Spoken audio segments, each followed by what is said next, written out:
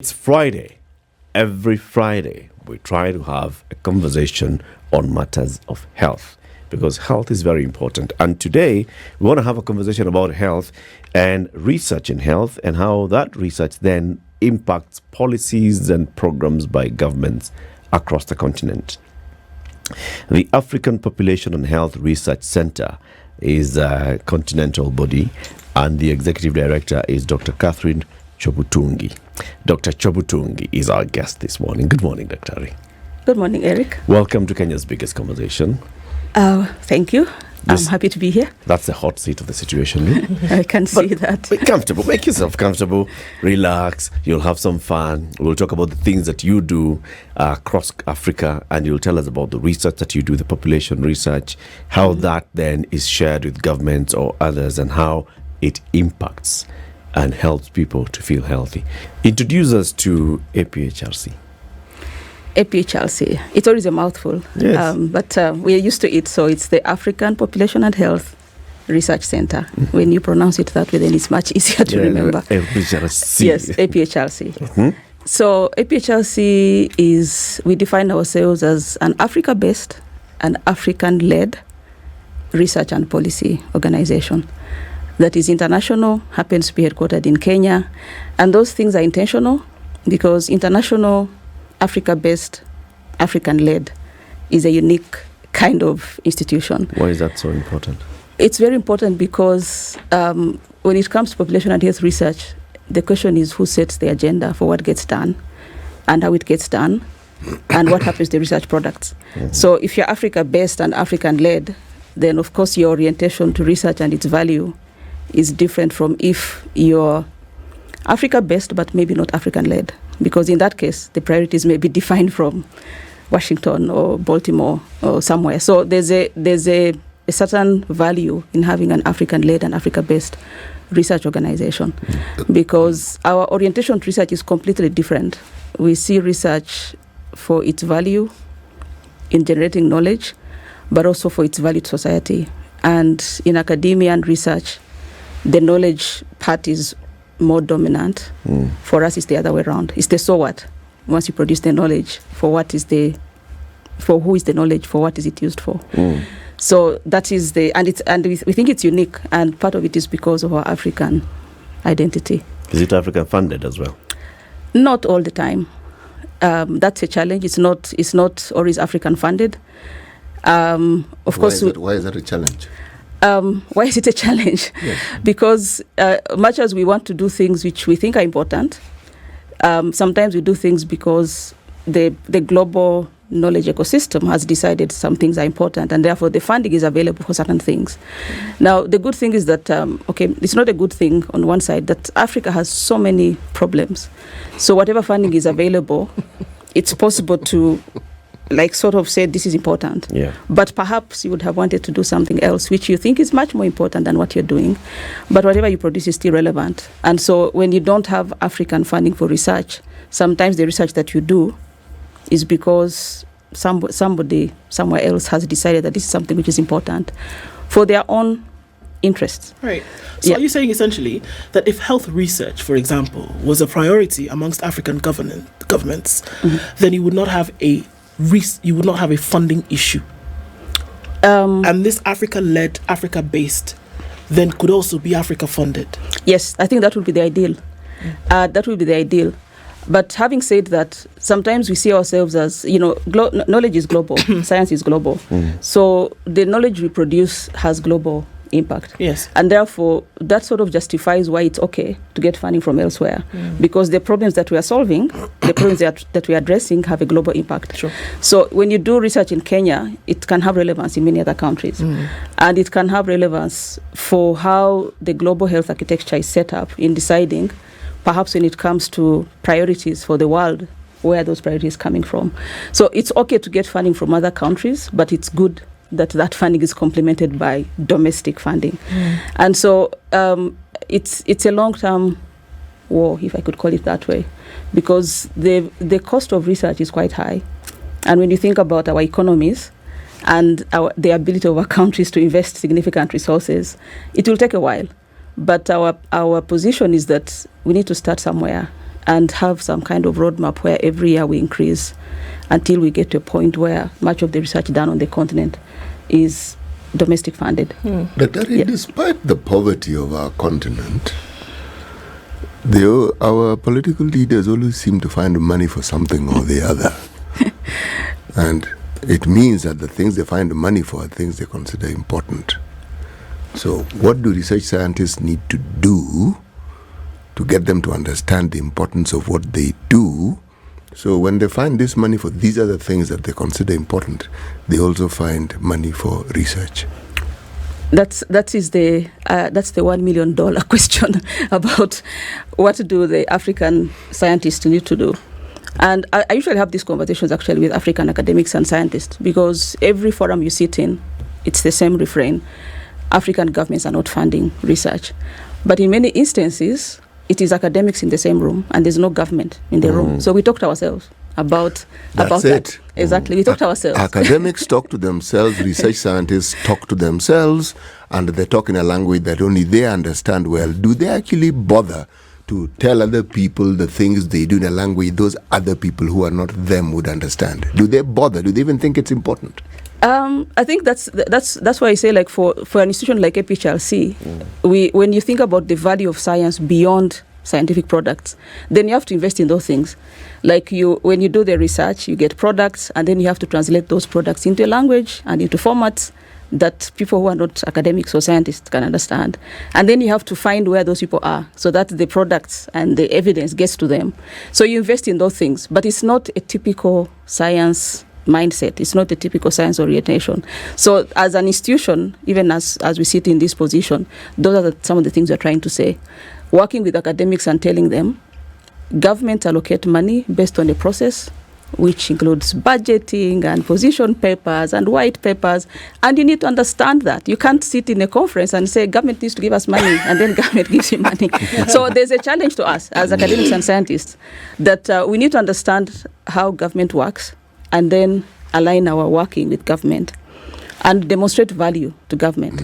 So it's, in a way, it's a chicken and egg. In a language they understand. Exactly, it's a language they understand. It's a chicken and egg situation, because we are convinced as APHRC that if we can demonstrate value of research, not in the papers we publish in, good journals, if we can demonstrate value in research in what it can actually help government to do, then you can start making a case like, look, you gave me this amount of money. This is the value I've produced. Therefore, if you gave me more money, I can produce more value for you. But as I've said, academia and research is still stuck in the so-called ivory towers. We publish papers, we go for conferences, we speak amongst ourselves. And so there's a challenge there. And as I've said, it's an issue that as APHRC we embrace, and we have initiatives to try to move into those spaces and start those conversations. And then see where they get us. But ultimately, African governments must fund research. You see, when non-governmental organizations such as yours are being established, one of the things that you'll think of is, so we want to conduct research. For whom? For what? Right? And obviously, government will come in immediately. In fact, the second sentence will be, the consumer of our research will be government. So is there no thinking of how you'll engage with government at that point?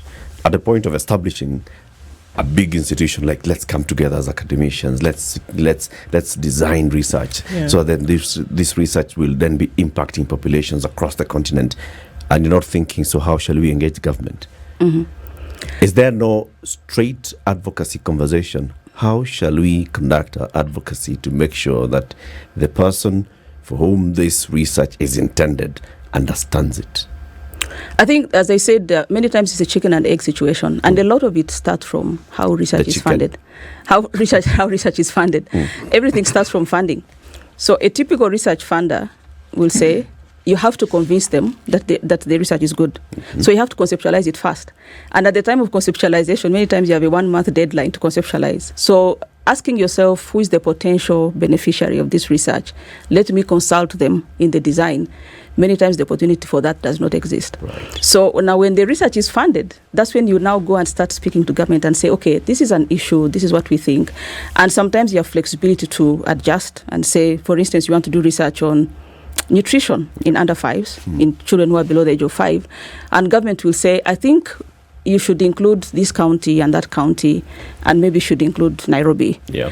And in your conceptualization, maybe you had not thought about where the data is needed most. So you can be flexible and accommodate, what government has told you. But I also need to say that as APHRC, when we think about change and decision making, we look at government, but we also look at other actors. So we work a lot with civil society organizations. We work a lot with communities where we do the research. We work with the multilaterals like UNICEF and WHO. We work with the other international NGOs because in some health issues, government sets policy and guidelines, but you find that for some of those issues, service delivery is done by not government, but by others. Yep. So those are also decision makers. And so our engagement when it comes to what we do with research and evidence, we engage with a broad range of actors.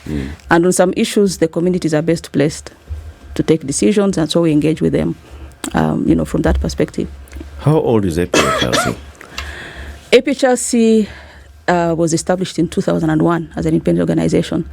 But because of COVID, we couldn't have a party, so we're having a late party. So we are now 22 years old in August. But we are celebrating 20 years officially because we postponed the party. So it's a we're having it now. 22-year-old celebrating her 20th. Yes, her 20th, yep. So it's like 2020 and 2021 didn't happen, so we don't think those were like dead years. Yeah. So we're still 20 if you take out the last 2 years that had COVID. In those 20 years, how much has your research and data gone into influencing policy in governments? Wow, in many ways. So I think I'll first start with when APHRC started, a lot of our work was focused on trying to understand what happens in urban informal settlements. And the reason was that Africa is the least urbanized continent, but it's also the most rapidly urbanizing. So we are least urbanized, but the urban growth is very fast. So urban centers are propping up much faster than any other regions of the world because many regions have reached maybe saturation when it comes to that. Now, the urban experience in Africa is different from other continents, and that's because the growth is so rapid. And in many instances, urban authorities cannot keep up. So we have the proliferation of urban informal settlements. So that was the rationale why we did. And for many years, we were able to do work that demonstrated that when you look at any national survey in Kenya, they will tell you that this measure in rural, urban is X and Y. But we're able to show that when it comes to urban, you need to break it up because urban informal settlement measures are not the same as the urban average. And we made a lot of research that demonstrated that it's not enough to say urban. We need to dig deep and say, from a socioeconomic perspective, the poorest urban are not the same as the richest urban. And in some instances, actually, the urban informal settlements were doing worse than rural areas. For things like child mortality, things like maternal mortality, they're doing worse than rural areas. And so that understanding helps to shape not just local government policies, it also shaped global policy. An understanding of the world that if you're targeting, whether it is poverty alleviation programs, whether it is to improve uptake of health interventions, you cannot treat the urban as the same. You need to have very specific interventions for urban informal settlements. And that has been quite transformative to some extent. Because previously it was like urban is good, rural not so good. And now we know urban. There's rural in urban. There's rural in urban, yes, maybe you could say that. And that is something which is quite fundamental. And we could say that there were several initiatives. If you remember the slum upgrading program, some of those were initiatives trying to respond to that. But from a service delivery perspective, there have been several large-scale initiatives which have been designed by the US government and implemented in different countries that are targeted to urban informal settlements. And that is a result of the work that we showed that it's not enough to treat urban areas as, homogeneous spaces. And more recently, you could see, for instance, like the establishment of health facilities in slum settlements was responding to research which showed that the existing facilities were a little bit out, but also they were not open at the time which was convenient for people in informal settlements. If you open at 8 and close at 5, that's the time most people have gone to work. So by Yeah. the time they come back, they are closed. They were not opening on Saturday and Sundays for certain services. And so things like immunization, things like family planning, things like antenatal care were very low because people only used services when they were sick. And so preventive services uptake was very low. So those are some of the things which you can see some influence of our research into actual policy and action. Do we find that there was then action after the result? Because obviously you do the research, and the results of this research then, one would assume, are presented to resident governments. Mm-hmm. Do you find that the action that is taken by government is as a result of that research, or is it still donor funders who come in and support government to establish those initiatives? So I think it takes time for research to drive change. It takes time because by the time you're presenting the research, maybe the budget even for next year has already been done. And so it's a long-term process, and that's why when you have an orientation of trying to drive change using evidence, you have to invest in relationships that last long. You can't just, it's not a one-off that you disseminate your findings and then change happens. And as I've said earlier, we look at different ranges of stakeholders. So for issues like urban informal settlements, for many years, there was a narrative about their legality and their informality and all that stuff. So government was actually not willing to put infrastructure in the informal settlements. This is a new kind of orientation by government. But as I've said, change happens not only because of government. Civil society plays a role, community groups play a role, multilaterals play a role. And so for us, as long as change happens, we try to see where the change that we desire, that we think is desirable, and where it's likely to be led from, and we engage with all the partners and actors in that. So I don't see any contradiction, for instance, for the US government to design a program to reduce, teenage pregnancy rate in the slums. And with input and concurrence of the government, and it's implemented, if the teenage pregnancy rate goes down, I think that's good. Because if we only wait for government, some things might never happen. Well, that's true. That's true. Are African governments embracing research for health policies? That's a question we're asking ourselves today. And our guest this morning is the Executive Director of the African Population and Health Research Center, APHRC, Dr. Catherine Chobutungi. Siti. One of the things that research science has done over time has come up, the term, it actually describes something that researchers have always tried to do. It's called implementation science. Okay?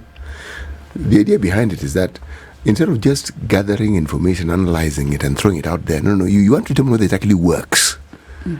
So even when you're reporting, you're reporting it, if I may use the term, its workability. Okay? But it comes at a cost. So now what I want to ask is, if you can, of course, an organization like yours, how much does it actually cost to run it on a year? In a year, how much money does it actually need to run? Yes, just to run the organization.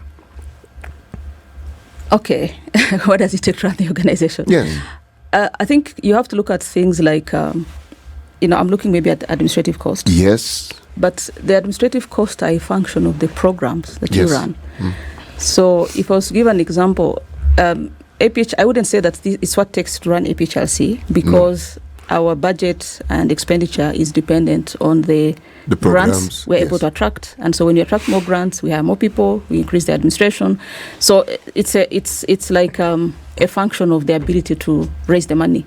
From where we are right now, I don't think we've reached the point of saying that we've reached saturation and we should stop, because there are so many things to do. So there's still room to continue growing as an institution and as an organization.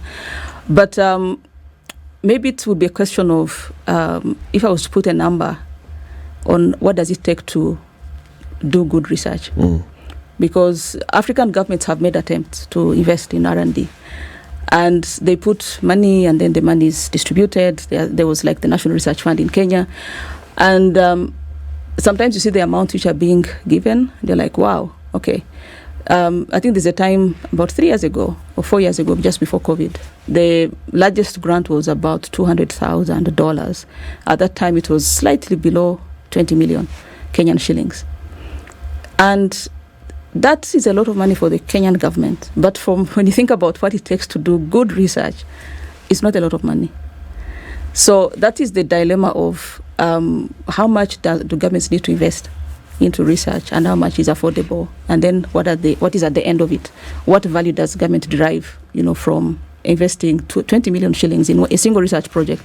So research is expensive. Good research is expensive. And so it's hard to put a number what it takes to run an institution. It's more about what it takes to do good research. I like the way you've answered the question, because when you say it's expensive, I would say it costs a great deal of money. But I wouldn't say it's expensive. Mm-hmm. Not conducting research is now what is expensive. Exactly. Not being able to conduct good research and understanding the value, because if one understands the existence of just the very processes of research, it's very simply to get informed, to know. Mm-hmm. Now, how then do you put a value on knowledge and its importance? Yeah, I think maybe even there's another argument which needs to be made, because the argument African governments make is that we are poor and there are competing priorities and we can't invest in R&D. R&D is expensive, as I've said. Mm-hmm. And there's a counter argument which shows there was actually analysis done for India and South Korea which showed that the growth trajectory they enjoyed in the late 90s was a direct function of investments in R&D that happened over about a 10-year period. Yes. Mm-hmm. So that's a compelling argument that you don't need to get rich to invest in R&D. You need to invest in R&D to get rich as a country. Yes. And but as I said, it's hard because the government is there for 5 years. They're like, okay, hospital, road, research. That again, because research is invisible. That's the other misnomer. This idea that the government is not there for 5 years. It's the politicians who are elected for five who are there for 5 years. The government is a continuum. The government never comes to an end. Mm-hmm. Whether there's a dictator, whether there's always a government. The notion that one's term of office is the beginning and the end of government is probably where the problem is, because then when you talk about something which has longevity beyond 5 years, someone doesn't see it. See it. That's true. That's true. And I think that's what I was saying earlier about trying to bridge the gap between academia and government, because academia is in a parallel universe. Government is in a parallel universe. So trying to bridge those in a way that is sustainable and goes beyond and outlives political cycles. Yes. That is the crux of the matter. And one way of looking at it, I can give an example that in countries like the UK, you'll find there's an institution established that exists when government wants to do anything about, let's say, vaccine. Yeah. There's a mechanism that says this institution is the one which will provide evidence to this body of government. And then once the evidence is seen, it will be scrutinized, there will be a committee, and then a decision will be made. The institution exists, the mechanism through which decisions are made exist. If it's something like digital technology, there's an institution that assesses digital technologies and then advises government. And government has to take action because there's a framework which mandates government to take action on the basis of the evidence provided by an established institution, by some act of parliament or something like that. So that is the thing which is lacking in the African context. There are institutions which are there, but the mechanisms that connect them in a way that is sustainable, consistent, and also mechanisms that ensure that government is sort of compelled or obliged to use evidence in decision making, those mechanisms don't exist. And so when you think about the long term or the medium term in trying to bridge those gaps between government of appreciating the value of evidence and research and making those connections so that that academics and researchers are able to demonstrate that value, that's where some of the interventions have to come in. Creating institutions, but also creating the mechanisms that create that bridge. Is there any continent on this planet that has as youthful a population as Africa? No. All right, question one. Question two, is there a country on this planet that has natural resources that are equal to or more than this continent? Probably not. Precisely. So, bridging this gap of understanding the wonderful resource that we have, the resources that we have, and how it is we need to invest in it, and how research plays an important role in this. Because population, we have it in abundance. It's a natural resource, of course. But the other natural resources that we dig in the earth and do other things with, we also have in abundance. You have your work cut out for you, don't you? Quite. Yeah. You know, I see a very important State Department or ministry Yes. that probably does not get the kind of limelight that it should. And this is one for planning. Because planning thinks ahead. Planning looks at the example that you've just given us of India. If you look at China and all, they planned. We came up with our plans for Vision 2030. 2030 is coming to an end. Are we thinking of beyond 2030? But if the Ministry of Planning really saw the need and importance of research, and then that research informing policy and supporting, making sure that in every, because planning sits in finance, making sure that then those ones are funded, then maybe we'd have a way forward. We have the Kenya National Data Bureau of Statistics. We have KIPRA, right, that sits in government. But then, if government was actually thinking about, let's think ahead, so let's incorporate research. Let's bring in KEMRI, which is a government medical research institute, and then the other medical research institutes to look at our population and our growing needs. Maybe that would change. What is it that needs to happen then, so that the people at the helm of the State Department for Planning are actually planners? So I think I'll first give an example of South Korea, which is it's a topical example because many people want to do what South Korea did. Yeah. South Korea made a 50-year plan, and they said 50 years from now, this is the kind of country we want to see. We want to be a technological powerhouse. And they worked backwards. What do we need to do today, 50 years before, in terms of how many universities do we need, how many engineers, who's going to produce the engineers? Because you need to first train the lecturers who are going to train the engineers. Yes. They worked out how many math teachers do you need in primary school, how many science teachers do you need. They worked out everything. Did they actually go that granular? They went that granular. What? And they actually made their vision of 50 years, like 20 years or 30 years ahead. And South Korea is now a powerhouse because they thought through all those things. It's not enough to say we want to become industrialized without thinking about primary school education that is going to lead us to industrialization. I sit in forums and there's like, Africa needs 3 million healthcare workers. You can't produce 3 million healthcare workers. You have to produce the universities who are going to produce the lecturers and the tutors, and then now think about the healthcare workers themselves. Yeah. But if you go for healthcare workers directly, then it's like a pipe dream. There's a statistic that Africa needs 1 million PhDs in the next 10 years. 100,000 PhDs per year. You can't produce 100,000 PhDs per year. You first produce PhD producers. So those are the kinds of things that we need, as you said, that long-term view, then work backwards and think through the granularity. Like if you need 100,000 PhDs as a continent, in which areas, where the undergraduate pipeline that is going to lead to those PhDs, all those things have to be thought through. But as you said, Vision 2030 was quite forward-looking. I don't know, maybe 20 years ahead. But maybe perhaps 20 years is not enough. And the question is how successive governments embrace and internalize and... But beyond the planning, isn't there then also the need for deliberate implementation of that planning?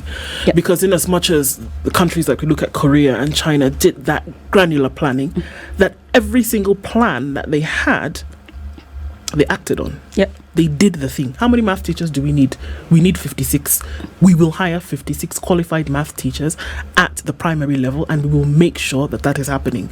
So there were many pots cooking at the same time, but then they made sure that the implementation, actually which seems happened to me to be the problem here. We can talk about we need 100,000 PhDs in Africa every year. Fantastic. Yeah.